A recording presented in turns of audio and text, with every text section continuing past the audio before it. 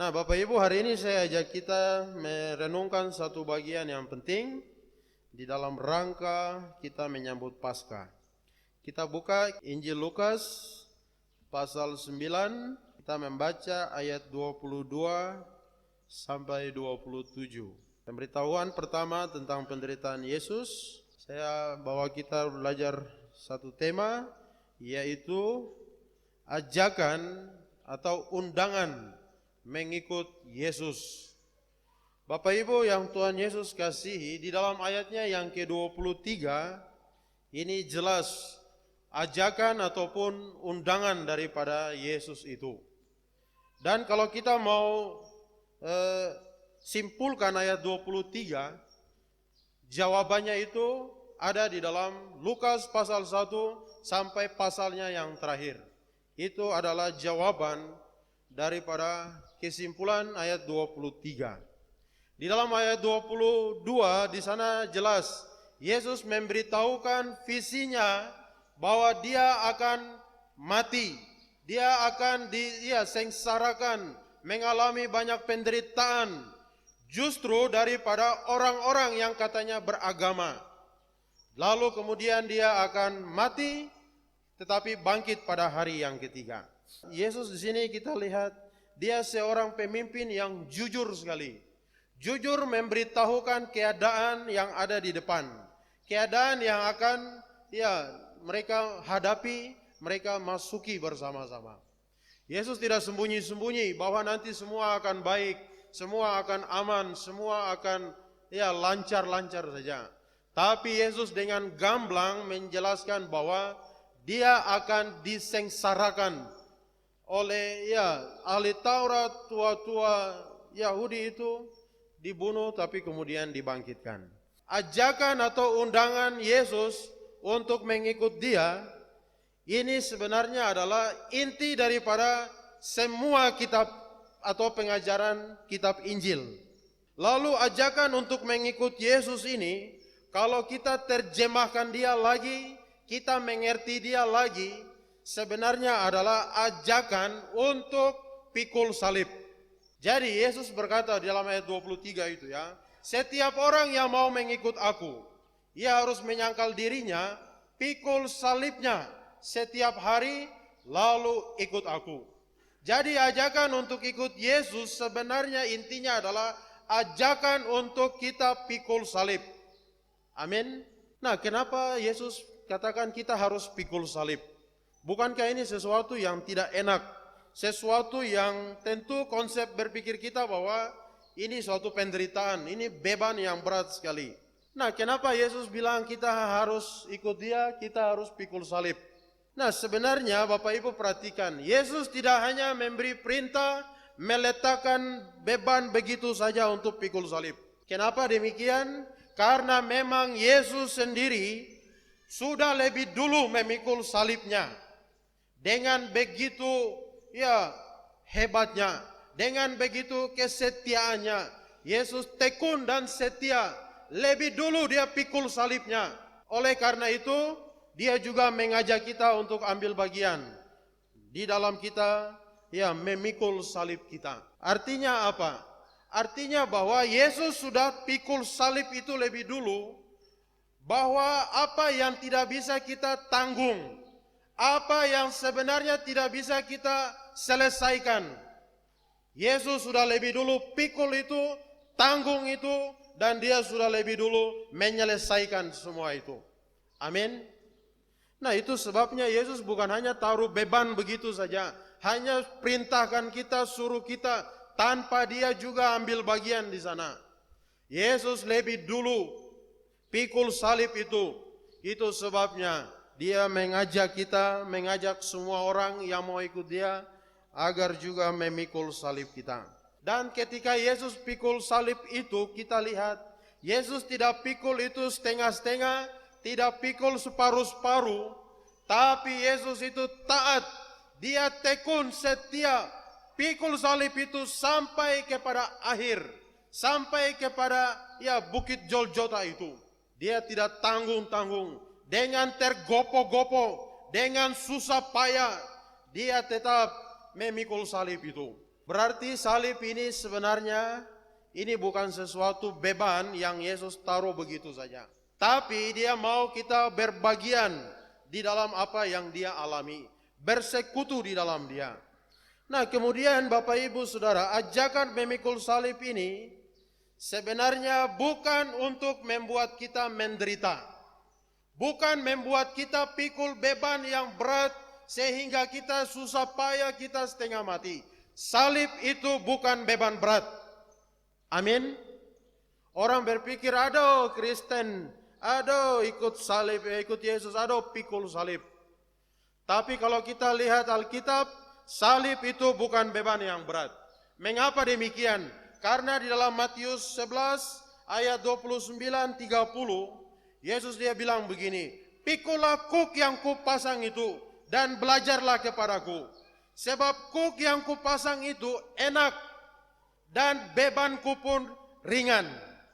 Salib itu bukan beban yang berat, bukan sesuatu yang tidak enak, bukan sesuatu yang tidak sanggup kita pikul. Tapi salib yang Yesus kasih, Yesus taruh, Yesus mau kita pikul, kuk itu adalah kuk yang enak. Semua bilang salib itu enak, tidak berani. Salib itu enak, beban yang ku taruh itu enak, kuk yang ku taruh itu enak, dan bebanku pun ringan. Bapak Ibu Saudara, jadi ajaran Kristus tentang salib itu sebenarnya bukan beban yang berat, dan itu bukan penderitaan yang seharusnya kita hindari. Karena memang ajaran Injil tidak demikian. Injil tidak mengajarkan salib itu beban berat, salib itu tidak enak, itu penderitaan yang sungguh menyakitkan dan sebagainya. Berarti sebenarnya apa yang bikin berat? Yang berat itu bukan salibnya. Yang berat itu adalah ketika kita memikul dosa kita sendiri. Itu sebabnya kita susah payah, itu sebabnya kita terseret-seret, karena kita pikul dosa kita sendiri. Dosa yang kita senang buat, dosa yang kita gemar, kita lakukan. Dosa itu menumpuk di bahu kita, menumpuk di pikiran kita, menumpuk di hati kita. Dosa itu yang buat kita beban berat, dan kita susah ikut Yesus. Amin. Dosamu yang engkau buat itulah yang beban berat, sehingga engkau tidak bisa untuk mengikut Yesus. Di dalam Matius 11 itu Yesus bilang, mari semua yang lemah, letih, lesu, dan berbeban berat, mari kepadaku, aku akan memberi kelegaan kepadamu. Beban berat di situ bukan masalah-masalah lain, tapi orang-orang yang sedang memikul dosa, memikul semua hal yang tidak benar itu, sehingga orang itu susah payah, sudah tidak bisa lagi bangun, tidak bisa lagi bangkit, tidak bisa lagi berdiri. Karena hidup dalam dosa. Dosa menghambat pertumbuhan rohani. Dosa membuat kita tidak mengerti rencana Tuhan. Kemungkinan besar pemahaman kekristenan kita itu salah total. Konsep kita itu salah tentang kekristenan, tentang kita mengikut Tuhan. Ada orang bilang, aduh saya belum siap ikut Yesus. Kenapa belum siap? Karena masih mau bikin dosa, masih mau menikmati dosa, masih mau menikmati kesenangan-kesenangan dunia ini. Makanya Yesus berkata, setiap orang yang mau mengikut aku harus sangkal diri, pikul salibnya, lalu mengikut aku. Bapak Ibu yang Tuhan Yesus kasihi, yang ketiga, ajakan untuk mengikut Yesus untuk pikul salib, ini sebenarnya ajakan yang paling penting di dalam Alkitab, di dalam perjanjian baru kita. Kenapa paling penting? Karena memang 3 Injil, Matius, Markus, Lukas, semua catat tentang ajakan ini. Kalau ketiga penulis Injil ini catat, berarti ajakan mengikut Yesus ini, membentuk pikul salib ini, adalah sesuatu ajakan yang paling penting. Ajakan mengikut Yesus adalah ajakan bahagia, bukan ajakan yang membuat kita sengsara, bukan ajakan yang membuat kita menderita. Itu salah dan itu tidak sesuai dengan konsep Alkitab. Justru kita akan sengsara, kita akan menderita kalau kita tidak ikut Yesus. Amin. Itu sebabnya jangan kita salah di dalam konsep berpikir kita, dalam kita memahami kebenaran firman Tuhan. Orang yang ikut Yesus, orang itu akan berbahagia. Tidak hanya bahagia di dunia ini, tapi bahagia sampai ke sana. Nah, itu sebabnya saudara mau pilih yang mana? Mau ikut Yesus atau mau kasih tinggal Yesus? Silakan pilih. Mau bahagia, tapi tidak mau ikut Yesus. Mau kita hidup berbahagia, tapi tidak mau pikul salib yang Yesus kasih. Ini adalah dua hal yang mustahil. Mau bahagia, tidak mau ikut Yesus, tidak mau pikul salib. Lalu kita mau bahagia yang versi mana? Kita mau berbahagia versi kita jalan sendiri. Versi kita, ya bikin kita sendiri, maunya kita sendiri. Mengikuti rancangan kita sendiri. Bapak Ibu yang Tuhan Yesus kasihi, hari ini kita lihat berapa banyak orang yang punya pergumulan beban yang berat sekali. Mereka merasa diri ini susahnya luar biasa. Kalau mau dilihat, susahnya mereka itu karena apa? Susah karena taat setia kepada Tuhan, atau karena mereka susah tidak ikut Tuhan. Nah, ada dua macam kekristenan. Yang pertama, kekristenan yang dia hanya menekankan pengorbanan Kristus. Bahwa Yesus sudah mati bagi dosa-dosa saya. Lalu titik sampai di situ. Setelah itu sudah selesai. Tidak tahu apa lagi yang dia mau buat. Sehingga kekristenan agama Kristen itu seperti gambaran yang begitu murahnya. Ikut Yesus, percaya, dosa selesai, kita jadi anak Allah, kita ahli waris kerajaan surga, sudah titik. Setelah itu tidak tahu apa yang kita mau buat. Tidak ada lagi tanggung jawab yang harus kita jalankan. Nah, dalam bagian itu, kelompok itu mereka hanya menekankan ajaran tentang anugerah, anugerah. Dapat Yesus, dapat anugerah keselamatan, dapat mujizat Tuhan. Tanpa ada ajaran untuk ikut Yesus. Tanpa ada lagi ajaran untuk pikul salib. Nah, itu sebabnya jangan heran karena nanti mereka kaget bahwa mereka pikir sudah percaya Yesus pasti masuk surga. Mereka heran karena surga tolak mereka. Ada orang-orang yang kira nanti masuk surga. Padahal surga tidak kenal mereka. Mereka ditolak mentah-mentah. Aku tidak pernah kenal kamu. Tapi pertanyaannya adalah mereka berkata kami sudah percaya. Kami sudah terima anugerah keselamatan itu. Saya percaya Yesus mati bagi dosa-dosa saya. Tapi titik sampai di situ. Lalu yang kedua, ada juga ekstrim yang menekankan bahwa harus buat ini, tanpa menekankan bahwa Yesus sudah melakukan semuanya itu. Yesus sudah pernah mati pikul salib, memberikan anugerah keselamatan itu. Nah, kalau begitu mana yang betul? Yang betul adalah kita tidak boleh jatuh pada salah satu ekstrim. Tapi biarlah kita hidup, kita satu sisi menerima anugerah keselamatan tanpa kita buat apa-apa. Tetapi di sisi yang lain, ada tugas tanggung jawab yang harus kita kerjakan setelah kita diselamatkan oleh Tuhan.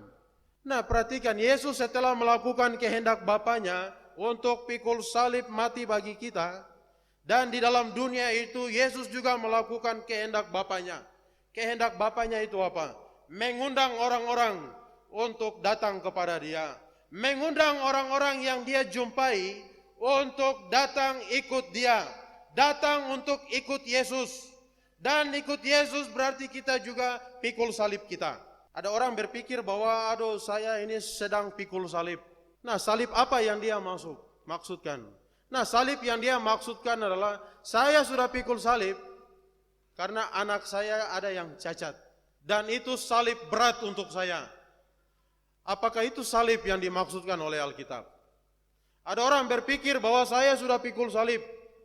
Rupanya salib yang dia pikir, dia sedang mengidap penyakit yang begitu hebat di dalam tubuhnya.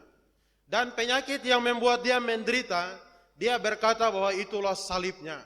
Ataupun kita mungkin mengalami kegagalan, kita mengalami kebangkrutan, kita mengalami hal-hal yang menyakitkan, lalu kita berkata, inilah salib saya. Apakah itu memang salib yang Tuhan Yesus maksudkan? Petrus, mari ikut aku. Rupanya Petrus itu dia salah mengerti.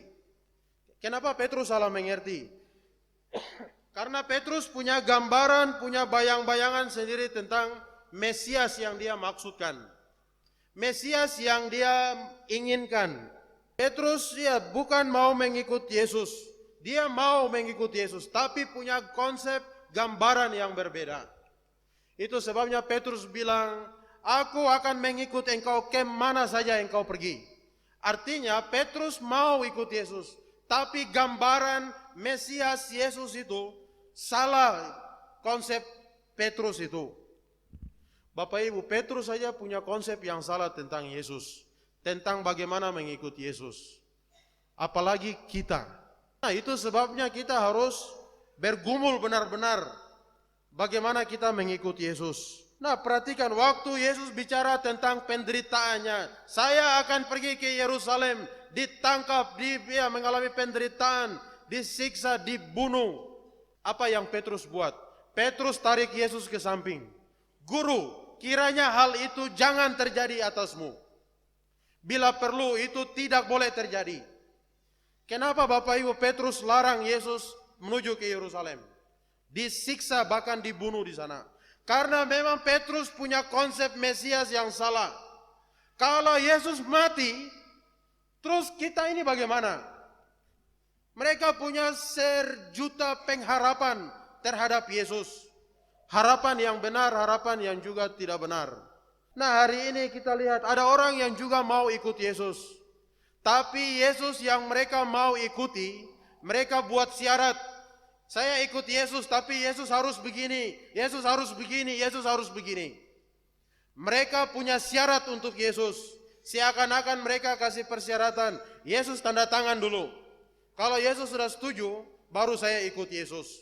Kalau kita ikut Yesus seperti ini, ikut seperti yang maunya kita, berarti kita bukan ikut Yesus. Tapi kita minta Yesus yang ikut kita. Dan ini terbalik. Dan ini salah besar. Kita ikut Yesus, kita bukan berarti suruh Yesus yang ikut maunya kita. Bapak Ibu yang Tuhan Yesus kasihi, ikut Yesus artinya kita biarkan Yesus itu memperkenalkan dirinya kepada kita. Memberitahukan apa yang dia mau. Lalu kita ikut dia, kita sepakat, kita setuju. Itu baru namanya ikut Yesus. Jadi perhatikan, Yesus pikul salib kenapa? Karena memang dengan sukarela dia pilih untuk pikul salib itu. Kalau kita bilang kita kena penyakit, lalu itulah salib. Sebenarnya itu bukan salib. Karena memang kita pada dasarnya tidak mau kena penyakit. Tapi karena sudah kena penyakit, akhirnya terima sajalah. Pasrah sajalah. Ini bukan namanya rela kita pikul salib. Kita rela dapat penyakit itu. Yesus tidak demikian. Nah, salib adalah seseorang ketika dia rela mengambil bagian itu untuk dia pikul, dia jalankan di dalam kehidupannya. Itulah salib. Pilih dengan rela, dengan kesadaran. Bapak Ibu yang Tuhan Yesus kasihi, Yesus pikul salib itu bukan untuk dirinya sendiri. Tapi Yesus pikul salib, dia pikul untuk siapa? Pikul salib ini untuk kepentingan kita, untuk kepentingan orang lain, kepentingan manusia. Berarti di dalam salib itu ada konsep juga relasi dengan orang lain. Bukan hanya dengan penyakitku, keadaanku, penderitaanku, tidak ada relasi dengan orang lain. Salib yang Yesus pikul, itu ada relasi dengan kita. Demi kebahagiaan orang lain. Nah, itulah salib. Lalu apa artinya salib? Waktu Yesus pikul salib, perhatikan, Yesus itu sedang taat kepada Bapa. Dan dia taat dengan sepenuh-penuhnya. Nah, itulah arti makna ketika Yesus itu pikul salib. Lalu dia berkata, mari ikut aku pikul salibmu. Berarti orang yang pikul salib, orang itu sedang taat kepada Bapa. Taat kepada rencana dan kehendak Tuhan. Taat kepada kebenaran firman. Itulah orang itu pikul salib. Lalu yang ketiga, apa artinya pikul salib? Seseorang memikul salib ketika seseorang itu dia sedang mengasihi Tuhan. Lalu ada harga yang harus dia bayar. Dia melakukan sesuatu karena dia mengasihi Tuhan. Lalu dalam melakukan sesuatu itu ada harga yang harus dia bayar. Ada konsekuensi yang harus dia tanggung. Itulah pikul salib. Ada penyangkalan diri, ada harga yang dibayar. Kita rela, kita siap. Meskipun kita mengalami sakit, kita dihina, kita dicela, kita dipersalahkan. Tidak apa-apa, kita rela, kita siap. Karena itulah harga daripada pilihan kita mengasihi Tuhan, ikut Tuhan. Berarti kita lihat fokus Yesus itu sebenarnya apa? Ada seorang teolog, dia bilang begini, fokus Yesus itu bukan kepada salibnya. Salib itu bukan fokusnya Yesus. Wih, kita kaget ya. Kalau salib bukan fokus Yesus, berarti Yesus datang ke dalam dunia untuk pikul salib kah? Tidak. Tapi dia katakan demikian, salib bukan menjadi fokus Yesus. Yang menjadi fokus Yesus itu adalah melakukan kehendak Bapaknya. Dan di dalam melakukan kehendak Bapaknya ada salib di dalamnya. Jadi fokusnya bukan di salib, tapi melakukan kehendak Bapaknya, rencana Bapaknya. Yesus taat kepada rencana Bapa. Kalau orang yang hanya senang menderita, itu aneh. Karena Yesus secara normal, Yesus pernah berdoa, ya Bapa, jikalau mungkin cawan ini lalu daripadaku, tapi bukan kehendakku, tapi kehendakmu. Yesus sebenarnya tidak mau, tapi dia taat kepada Bapaknya, taat kepada kebenaran, kepada rencana kehendak Tuhan itu. Bapak Ibu yang Tuhan Yesus kasihi.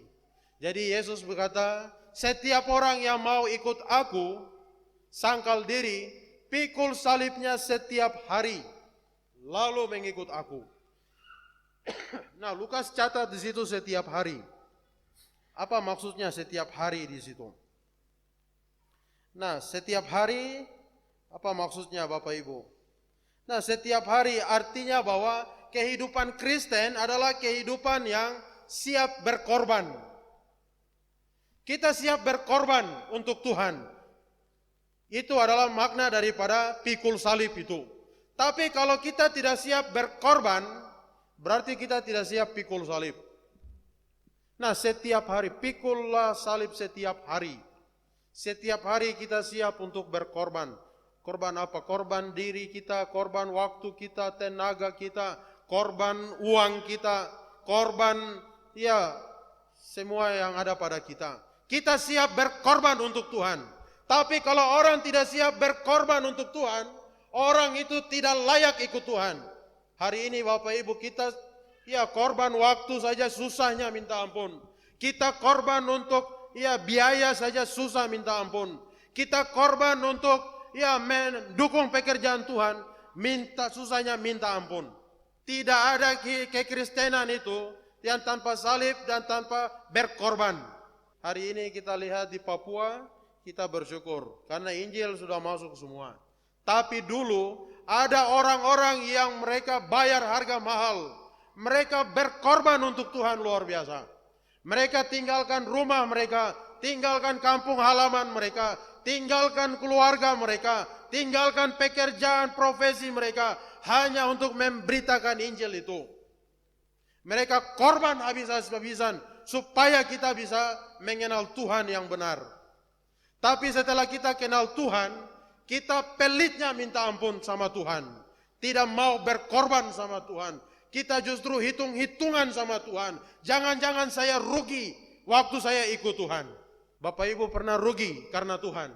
Catat ya, Tuhan tidak pernah berhutang sama kita. Justru kitalah yang berhutang sama Tuhan. Selalu berhutang sama Tuhan. Bahkan sampai akhir hidup kita, kita yang berhutang sama Tuhan. Tuhan tidak pernah berhutang sama kita. Hati-hati kalau kita merasa kita ini Tuhan berhutang sama kita.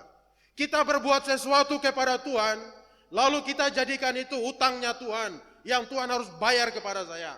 Perhatikan, waktu kita buat sesuatu kepada Tuhan, perhatikan, Tuhan selalu memberkati kita lebih daripada apa yang kita beri untuk Tuhan. Amin.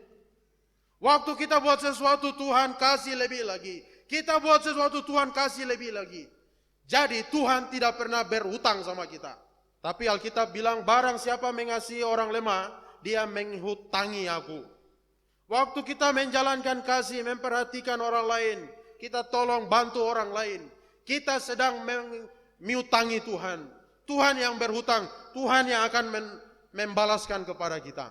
Orang itu tidak balas, jangan harap dari dia. Karena kita sedang lakukan ini untuk Tuhan, Tuhanlah yang akan membalas itu kepada kita. Jangan kita salah dan GR kepada Tuhan. Tuhan tidak pernah berhutang kepada siapapun. Karena Tuhan bayar harga mahal untuk menyelamatkan kita, menebus kita, menarik kita dari lumpur dosa, membawa kita dari tangan si jahat, setan iblis itu. Berarti kehidupan kita hari ini, kita harus buat yang terbaik untuk Tuhan. Jangan buat setengah-setengah, buat asal-asalan, hitung untung ruginya dengan Tuhan. Aduh, kalau saya pergi sembahyang, saya tidak gaji dipotong. Saya pergi sembahyang, ikut persekutuan. Aduh, saya tidak ada penghasilan, dan sebagainya. Ini adalah cara berpikir yang jahat. Setan taruh pikiran-pikiran yang liar, pikiran-pikiran yang tidak sesuai firman, supaya kita jangan ikut Tuhan. Setan mau kita jangan ikut Tuhan. Karena setan tidak mau kita berbahagia, kita diberkati oleh Tuhan. Setan tarik kita dari Tuhan, supaya kita jadi orang yang malang, orang yang menderita, waktu kita jauh daripada Tuhan. Nah, pertanyaannya, setelah kita ikut Yesus, kita sangkal diri, pikul salib kita, harga berkorban setiap harinya, terus apa yang kita dapat? Nah, perhatikan di dalam ayatnya yang ke-24, karena barang siapa mau menyelamatkan nyawanya, ia akan kehilangan nyawanya. Tetapi barang siapa kehilangan nyawanya karena aku, ia akan menyelamatkannya.